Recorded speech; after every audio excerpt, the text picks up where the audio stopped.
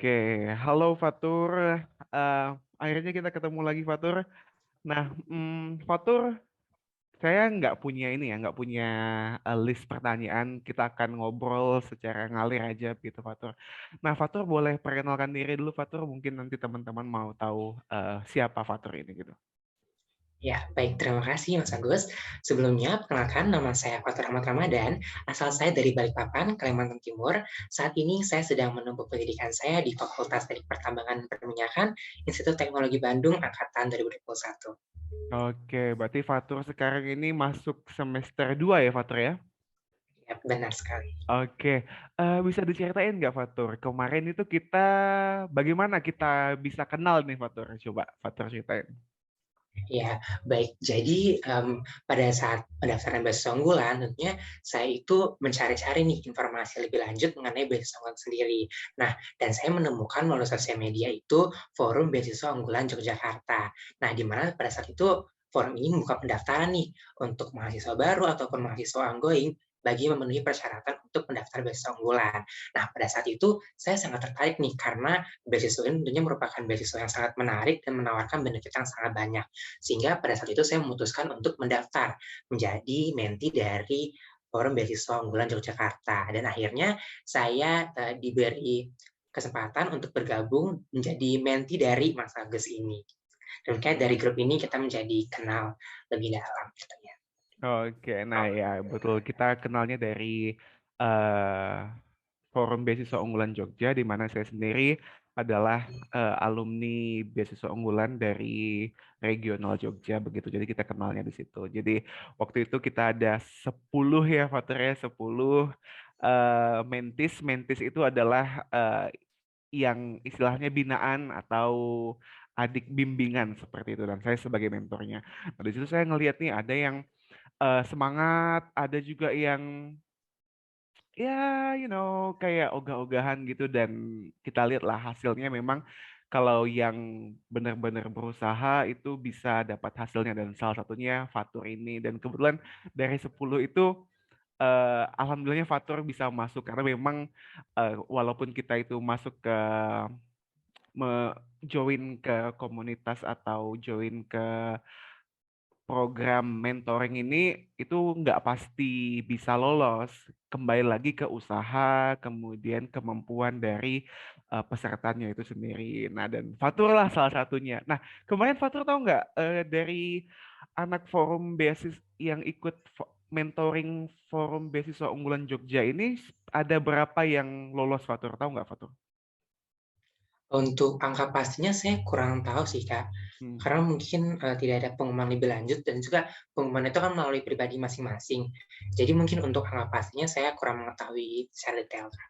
Oke, iya Kak, saya juga di grup mentor ya, di grup mentor saya bilang, alhamdulillah ada satu teman, ada satu mentis saya yang lolos, dan yang lainnya tuh kayak nggak ada ngumumin gitu. Kalau misalnya biasa ngumumin itu ada ini ya, ada oh ya mentis saya ada juga yang lolos. Kita kan dari awal ya, dari awal banget ya, dari administrasi kemudian wawancara ya, bukan Ya, benar. ya gitu. Jadi ketika dari administrasi lolos ke wawancara itu ada beberapa mentor yang ngumumin juga, oh mentis saya lolos nih. Ternyata waktu di pengumuman akhir tuh nggak ada gitu. Oke, nah sekarang Fatul lagi posisinya di mana ini? Lagi di Bandung? Ya, benar lagi di Bandung udah mulai ngekos karena awal Januari ini udah mulai perkuliahan secara hybrid. Oke, nice, nice ya, betul. Jadi, ya, nice, selamat ya, selamat akhirnya menjadi merasakan bangku kuliah gitu. Oke, nah Fatur, em, kira-kira nih Fatur, saya mau tanya sama Fatur, em, mengapa Fatur bisa lolos nih? Mengapa kira-kira apa yang Fatur miliki sehingga Fatur bisa lolos ini? Coba jelaskan. Baik, mungkin kalau saya mengatakan mengapa saya bisa lolos, tentunya saya tidak bisa menilai diri saya secara pribadi, karena tentunya secara semua pendaftar Besonga ini merupakan seluruh mahasiswa-mahasiswa yang hebat dari seluruh Indonesia. Namun satu hal yang saya tekankan adalah kerja keras, di mana dalam mendaftar beasiswa ini menurut saya itu bukan merupakan hal yang mudah, bukan hal yang dapat dilakukan dalam persiapan sehari ataupun 2 hari. Saya menyiapkan untuk pendaftaran beasiswa ini kurang lebih hampir 1 bulan, di mana dalam persiapan tersebut saya juga berusaha mencari ilmu, mencari informasi dari para senior ataupun orang-orang yang memiliki keahlian di bidang ini. Nah, untuk itu saya juga haus akan ilmu. Jadi saya sebenarnya inti dari awal saya itu mendaftar bukan hanya untuk mendapatkan beasiswa, namun juga untuk mendapatkan suatu pengalaman dan juga pembelajaran baru. Nah, kemudian hal itulah mungkin bagi saya yang bisa mengantarkan saya hingga ke titik saya ini berhasil menjadi awardee hasil kerja keras saya, karena tentunya saya juga pas mendaftar beasiswa ini, saya juga mengikuti kelas-kelas dari kelas public speaking, kelas cara menulis, dan juga tentunya bergabung dengan forum-forum beasiswa unggulan yang tentunya memberi saya ilmu yang baru, ilmu yang banyak sekali dan bermanfaat.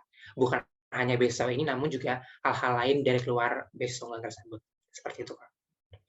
Oke, nah kalau teman-teman bisa denger ya kayak public speakingnya Fatur ini udah bagus banget gitu dan saya yakin public speaking sebagus ini tidak dibuat dalam 1 malam atau 2 malam seperti itu tentunya hal ini juga sudah dibentuk atau dilatih oleh Fatur sedari mungkin dari SMP maupun SMA. Apakah itu benar, Fatur? Apakah Fatur dari SMP dan SMA itu juga sudah mulai melatih public speaking Fatur gitu?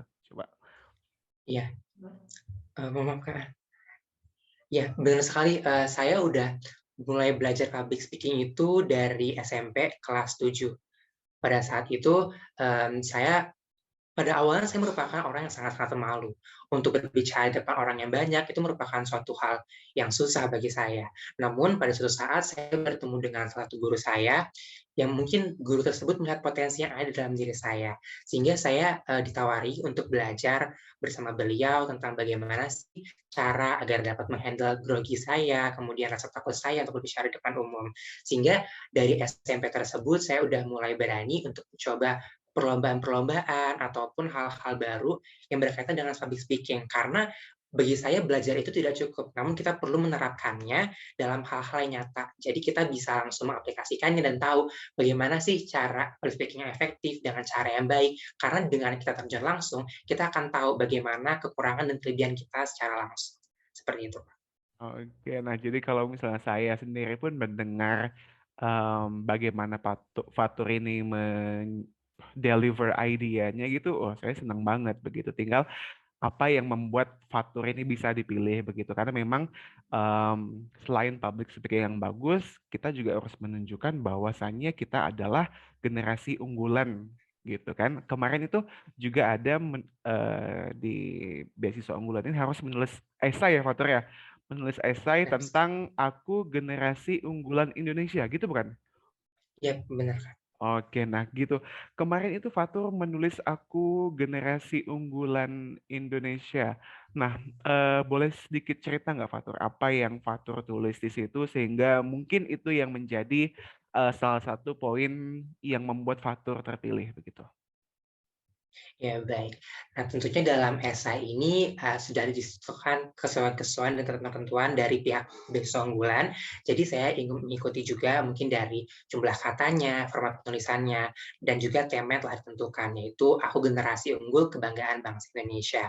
Nah, dari esai tersebut saya mengelaborasi tema tersebut menjadi suatu hal yang menonjolkan keunikan saya. Di mana tentunya dalam esai ini kita lebih mengenalkan diri kita secara pribadi, apa yang ada dalam diri kita, apa yang kita miliki, apa prestasi yang kita punya.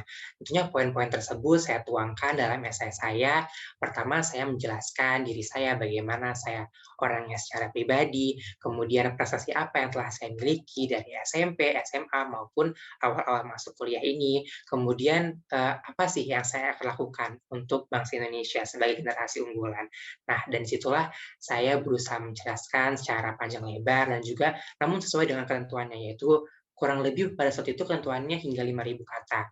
Nah, pada saat itu saya berusaha menjelaskan seringkas mungkin karena tentunya untuk esai yang bertele-tele itu juga tidak baik, karena kita juga ingin sang pembaca ataupun penyeleksi itu langsung dapat merasakan poin dari kita. Bagaimana tertarik sejak membaca esai kita di awal tersebut. Sehingga saya mengemasnya dengan secara unik dan juga menonjolkan bahwa saya itu merupakan generasi unggul yang mungkin tidak semua orang memiliki keunggulan yang saya punya. Dan juga saya juga menekankan bahwa satu hal yang ingin saya tekuni sebagai generasi unggul adalah saya ingin berusaha membawa bangsa Indonesia sebagai negara yang maju, terutama dalam pengolahan sumber dayanya. Karena saya sendiri juga merupakan suatu mahasiswa di bidang Fakultas Teknik Pertambangan dan Perminyakan, tentunya itu berfokus dalam pengolahan sumber daya. Dan di sini saya tekankan bahwa Indonesia itu merupakan negara yang kaya akan sumber daya. Namun kita masih membutuhkan banyak sumber daya yang hebat untuk memanfaatkan dan mengoptimalisasikan sumber daya yang kita miliki agar dapat menjadi suatu hal yang berguna bagi kita sendiri maupun seluruh masyarakat Indonesia. Begitu, Kak. Wow, memang impian Fatur ini sudah bukan untuk dirinya sendiri lagi, namun untuk bangsa Indonesia. Dan mungkin itulah yang membuat Fatur bisa dipilih menjadi awardee beasiswa unggulan. Karena memang menjadi bagian dari beasiswa unggulan Kemdikbud itu adalah satu prestasi, suatu kebanggaan juga untuk diri kita karena eh, memang namanya di tagline-nya aja udah beasiswa unggulan gitu. Berarti memang kita yang terpilih adalah eh, mahasiswa atau pemuda yang memiliki keunggulan di bidangnya masing-masing seperti itu. Oke, Fatur, menarik ini ya. Ketika kemarin kan ada ujian wawancaranya, atau seleksi wawancaranya, ada nggak kira-kira pertanyaan yang Fatur bingung jawabnya gitu? Coba bisa bagiin ke teman-teman. Fatur itu dapatkan pertanyaan apa, kemudian, aduh, kok kayaknya aku nggak bisa jawab ini. Coba, ada nggak pertanyaan kayak gitu gitu? Ya, baik. Jadi pas wawancara kemarin juga banyak sekali ya pertanyaan-pertanyaan diberikan kepada para pendaftar beasiswa unggulan dan juga pertanyaan-pertanyaan diberikan ini tentunya banyak sekali ragamnya karena juga dari pewawancaranya itu juga ada puluhan pewawancara. Jadi mungkin pertanyaan yang diterima saya mungkin bisa berbeda dengan awardee-awardee lainnya. Namun mungkin saya menyampaikan suatu pertanyaan ini pertanyaannya sebenarnya sederhana. Namun kita tidak kepikiran sebelumnya pertanyaan yang akan ditanyakan, yaitu apakah Anda pernah berbohong dalam hidup Anda? Seperti itu pertanyaannya.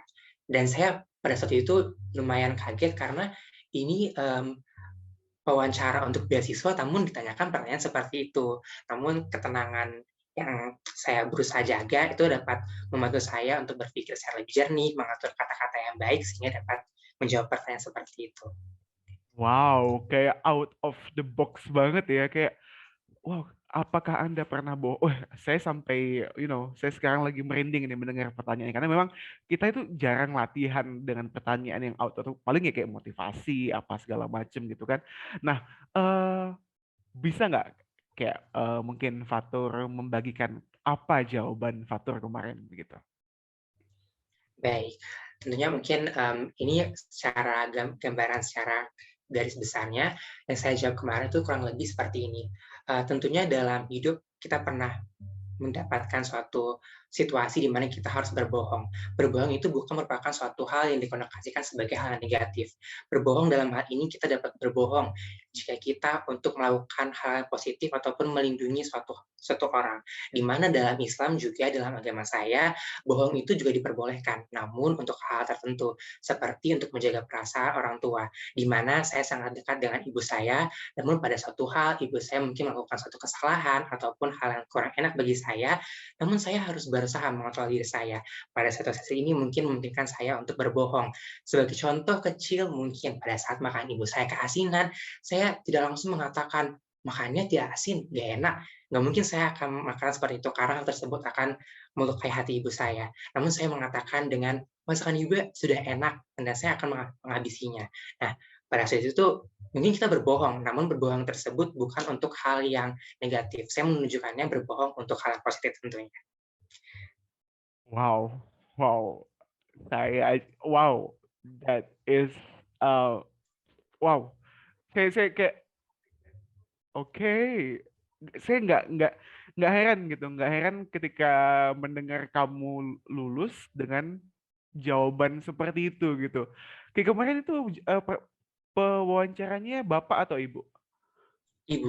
Hmm, pasti udah di apa dikasih nilai plus itu kayak memang jawabannya diplomatis banget dan memang masuk akal gitu kan, dan memang masuk akal, dan ini juga contoh keseharian kita gitu di mana kita memang misalnya masakan orang tua kita ada yang kurang atau kelebihan gitu kan, kita nggak masak gitu kan, tinggal makan doang, malah banyak komplain lagi kan. Mungkin ya kita berbohong di bidang seperti itu agar tidak menyakiti perasaan orang tua kita, ibu kita gitu kan. Dan mungkin kedepannya kita bisa mengatakan kepada orang tua kita, next time kayaknya lebih enak kalau garamnya, kalau jika terlalu tawar, tambah lagi garamnya sedikit gitu, atau jika terlalu asin tambah lagi kuahnya gitu kan. Ada cara tersendiri yang bisa kita ucapkan untuk menyampaikan ide-ide yang kita punya agar tidak menyakiti perasaan orang lain. Nah, begitu juga ya Fatur ya, ketika kita menghadapi mungkin Fatur menghadapi senior, menghadapi dosen seperti itu kan, bagaimana caranya Fatur mengatakan ke dosen bahwa mungkin dosennya itu keliru atau seniornya melakukan kekeliruan, namun dengan cara yang masih dapat diterima seperti itu. Karena memang bagaimanapun idenya atau bagaimanapun gagasannya, namun kalau kita itu menyampaikannya dengan cara yang tidak enak, orang juga tidak akan menerimanya dengan baik seperti itu. Oh, nice, nice. Saya belajar baru nih dengan Fatur. Oke, Fatur. Nah, kita kan dipertemukan dengan kita dipertemukan oleh Forum Beasiswa Unggulan Jogja. Nah, menurut Fatur ini dari kegiatan kita di bawah naungan forum kegiatan mentoring kita di bawah naungan Forum Beasiswa Unggulan Jogja ini sangat membantu atau kurang membantu gitu. Bagaimana menurut Fatur? Kalau bagi saya, ada forum ini sangat membantu saya secara pribadi, maupun mungkin juga teman-teman saya mengikuti forum ini. Karena pada forum ini, kami diajarkan banyak sekali hal yang tentunya mungkin kita belum pernah dapat sebelumnya. Salah satu yang saya pelajari sekali, yang pertama adalah pada saat pertemuan saya pertama dengan Kak Agus, pada waktu itu, Kak Agus membantu saya untuk mengoreksi esai besok dan saya, di mana saya mendapatkan ilmu baru, bagaimana sih cara menulis yang baik, bagaimana sih poin-poin yang harus kita tekankan, dan bagaimana untuk hal yang kita tidak perlu cantumkan seperti itu. Dan juga itu bisa saya terapkan dalam kehidupan saya seterusnya, karena dalam menulis tentunya ada poin-poin yang perlu kita tekankan dan perlu kita kurangi. Dan juga kami juga dibimbing untuk melakukan sesi pelatihan wawancara juga waktu itu mengenai bagaimana sih sikap yang baik saat wawancara, bagaimana cara untuk menjawab pertanyaan yang mungkin agak sulit untuk kita jawab, dan juga pertanyaan-pertanyaan yang ibaratnya itu lebih ke secara pribadi, tidak ada kata benar dan juga kata salah. Dan juga untuk tata bahasa itu juga diajarkan dalam forum ini. Sehingga tentunya forum ini bukan hanya membantu untuk beasiswa itu sendiri, namun juga membantu kita untuk diterapkan kepada kehidupan kita seterusnya.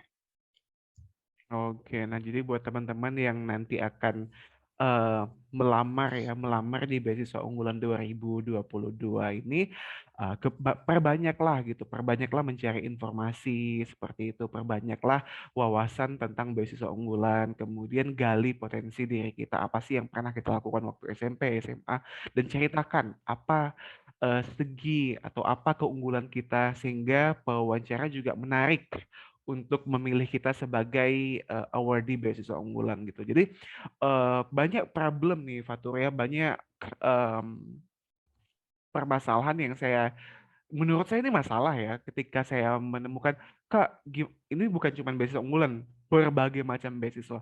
Kak, bagaimana sih syaratnya beasiswa unggulan? Kak, bagaimana sih LPDP? Kak, bagaimana sih Fulbright dan lain sebagainya? Saya bilang, kamu udah baca belum buku petunjuknya? Kamu udah baca belum di websitenya? Belum, Kak. Kamu baca dulu gitu. Kami yang sebagai mentor ini, sebagai sebagai orang yang mungkin kalian anggap senior ini, tidak punya waktu untuk menjelaskan gitu apa syaratnya, TOEFL berapa, IELTS berapa, karena informasi tersebut sudah ada di websitenya dengan jelas gitu. Jadi untuk hal-hal yang sudah jelas itu jangan ditanyain lagi gitu. Kalian bisa tanyain tentang bagaimana tipsnya menjawab pertanyaan, bagaimana mengendalikan situasi, bagaimana mengendalikan diri, itu yang kalian tanyakan gitu. Tanyakan yang tidak ada di website Seperti itu. Kalau sudah teknisnya, misalnya ada pertanyaan, Kak, kalau beasiswa unggulan itu semester berapa ya? Itu kan udah jelas gitu. Jadi hal-hal yang tidak udah jelas itu jangan ditanyakan lagi. Cari dulu informasi sebanyak-banyaknya, barulah ada yang tidak paham, kita tanyakan gitu. Jadi istilahnya kita itu sudah punya bekal dulu, kita punya bekal baru hal yang kurang itu kita konsultasikan kepada yang mengetahui gitu, Fatur. Ya, ini pelajaran buat teman-teman yang lain. Oke, nah kemarin Fatur itu menyertakan sertifikat bahasa nggak ya waktu Fatur ya? Waktu itu. Ya, saya menyertakan sertifikat bahasa Inggris dari IF atau English First. Oke, apakah waktu itu di persyaratan yang dirilis pada websitenya itu mahasiswa S1 wajib mencantumkan sertifikat bahasa, Fatur? Untuk mahasiswa satu itu tidak diwajibkan, namun boleh juga diinputkan, sedangkan untuk S2 dan S3 itu diwajibkan sertifikat bahasa. Oke, nah ini kan ada inisiatif Fatur, gitu. Inisiatif Fatur bahwa memang dari persyaratannya sendiri tidak ada tidak perlu mahasiswa S1 itu tidak perlu mencantumkan sertifikat bahasa mau itu TOEFL, mau itu TOEFL dan lain sebagainya. Namun inilah keunggulan yang Fatur miliki. Seperti itu Fatur memiliki sertifikat bahasa, ya udah masukin gitu. Apa yang menurut kalian itu menjadi keunggulan kalian, cantumkan gitu. Karena inilah waktu kalian untuk memamerkan, memamerkan apa yang kalian punya. Tentunya pewawancara juga tidak akan menilai, iya anak ini kok pamer banget. Tidak, karena inilah saatnya kalian untuk menunjukkan apa yang kalian punya, prestasi apa. Inilah kalian dinilai seperti itu ya, Fatur. Kalian dinilai pada saat ini dan tentunya ini tugas kalian untuk istilah menjual diri kalian. Kalau kalian tidak mau menjual diri kalian, bagaimana bagaimana pewawancaranya bisa mengetahui? Bukan begitu kok, Fatur? Iya, benar sekali. Jadi mungkin itu sebenarnya hal sepele ataupun hal kecil yang sering dirasakan oleh para penerima beasiswa.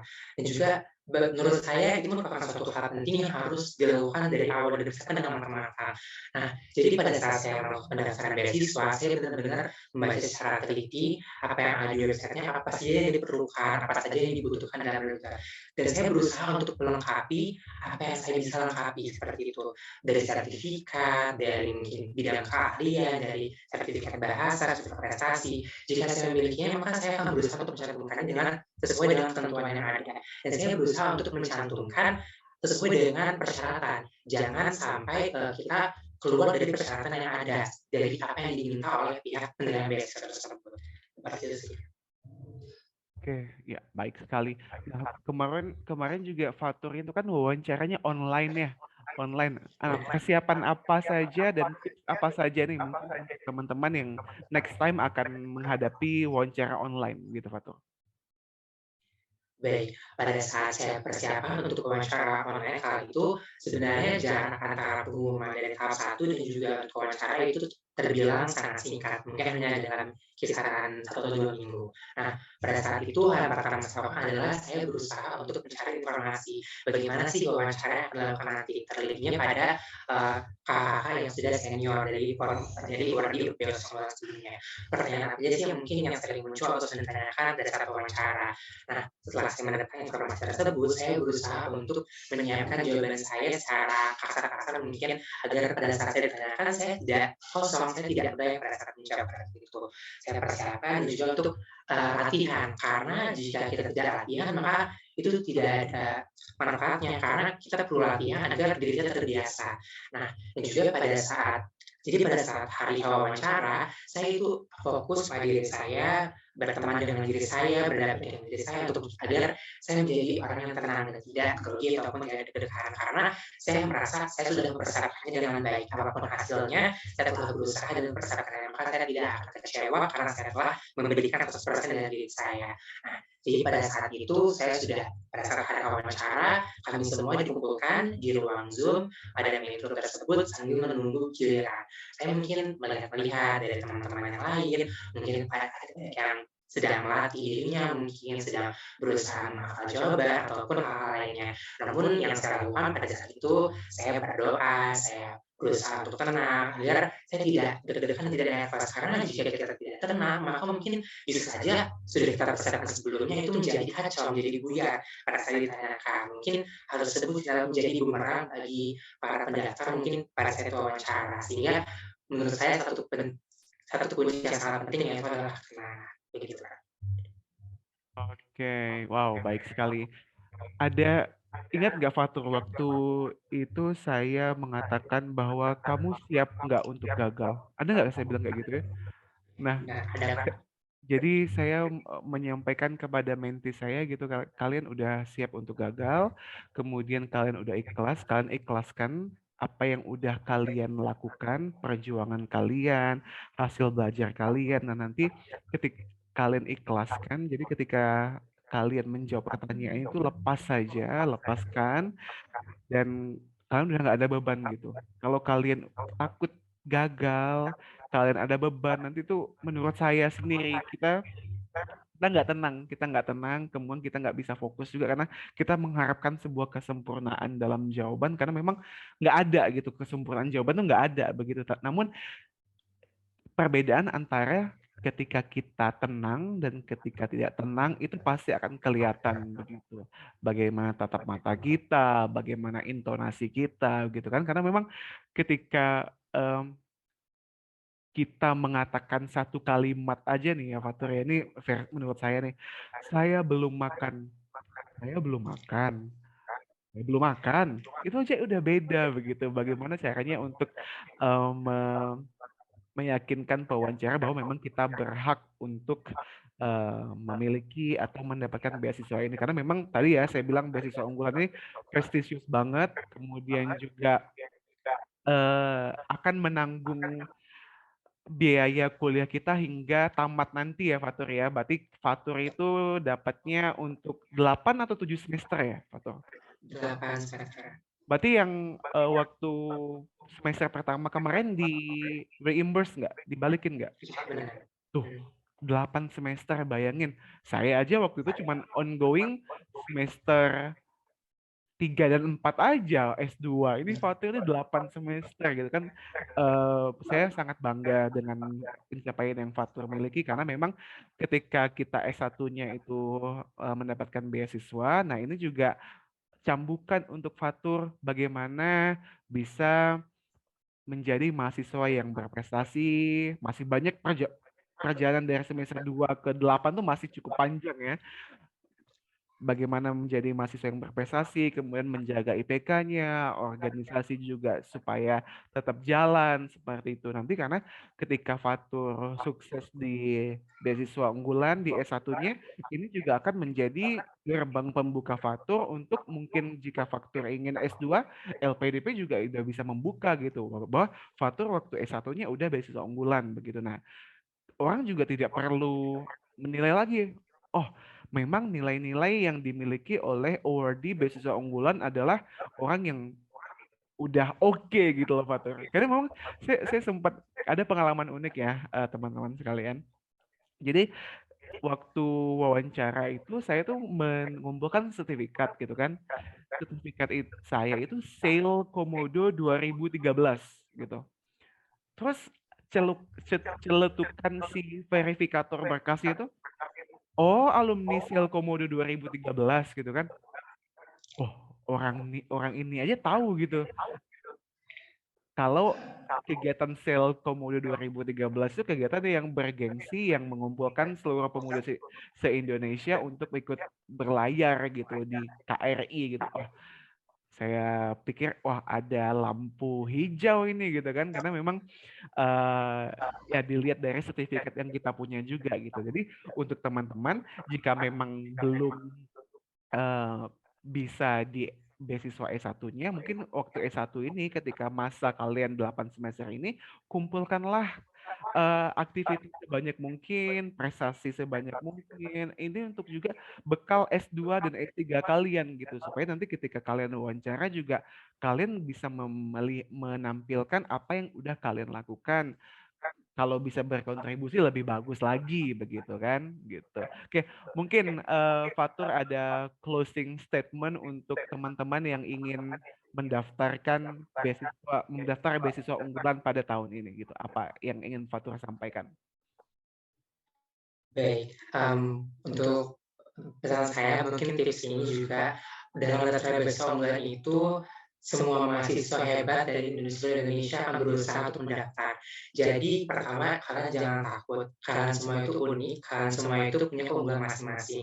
Hal yang harus kalian tekankan adalah keunikan diri kalian tersebut. Karena tagline dari beasiswa unggulan adalah meraih insan cerdas dan juga kompetitif. Kalian harus menonjolkan kecerdasan kalian di bidang kalian masing-masing. Karena kecerdasan itu bukan hanya soal kecerdasan sains, tapi juga bidang seni, olahraga, bahasa, maupun bidang-bidang lainnya. Nah, hal tersebut yang harus kalian tonjolkan. Dan juga kalian harus menunjukkan sikap yang kompetitif tersebut. Bagaimana kalian akan berusaha bersaing untuk menjadi beasiswa yang unggul. Karena namanya juga beasiswa unggulan, Indonesia merupakan mahasiswa-mahasiswa yang unggul. Sehingga sebisa mungkin kalian menonjolkan semua keunggulan yang kalian punya, namun dengan menggunakan bahasa yang sopan dan tanpa terkesan sombong. Dan juga kita harus kembali lagi rendah hati karena kita tidak bisa mencapai suatu titik unggul tanpa orang-orang hebat di belakang kita. Dan kita harus juga melihat bahwa para-para orang tersebut membantu kita juga harus kita mention dalam wawancara agar menunjukkan bahwa kita merupakan orang yang rendah hati. Mungkin juga sikap-sikap tersebut itu mungkin kadang disepelekan, namun juga bisa dinilai oleh pihak wawancara.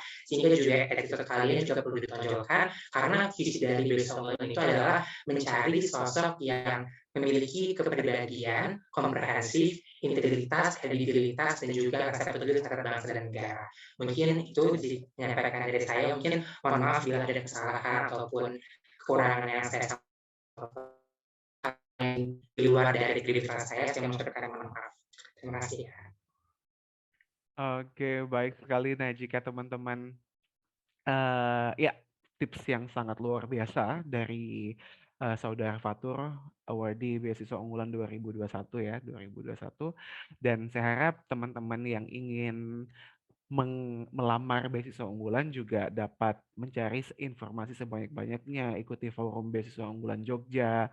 Nah, kemudian lihat-lihat vlog-vlog seperti ini, baca-baca mungkin pengumumannya seperti itu. Karena paling tidak itu teman tuh harus disiplin secara administratif terlebih dahulu. Karena kalau administrasinya aja udah salah-salah, udah selesai gitu. Karena tadi tadi yang Fatur jelaskan, beasiswa unggulan ini tempat berkumpulnya mahasiswa yang cerdas, kompetitif, juga memiliki jiwa sosial yang sangat tinggi juga seperti itu. Jadi ketika semua orang pintar nih dikumpulkan, apa sih yang membedakan kita gitu kan? Mungkin nilai disiplinnya, nilai kejujurannya, integritasnya seperti itu gitu. Jadi eh, tidak hanya pintar secara akademik saja, namun kita juga bisa cerdas secara non akademik seperti itu. Karena memang kedua itu sebaiknya seimbang. Kita bisa bekerja secara individu, juga kita harus dapat bekerja dengan tim seperti itu. Baik, Fatur, terima kasih atas waktunya. Semoga studi S1-nya lancar hingga wisuda nanti. Nanti kalau wisuda kasih tahu saya ya. Insya Iya, Allah siap kan kan? saya di Serang ke Bandung itu dekat ya. Kalau Oh, misalnya ada waktu nanti kita ketemuan di Bandung atau ke siap. Jakarta seperti itu. Baik, terima kasih Fatur atas waktunya. Akhir kata, Assalamualaikum warahmatullahi wabarakatuh. Selamat sore Fatur. Selamat sore, Kak. Salam. Oke.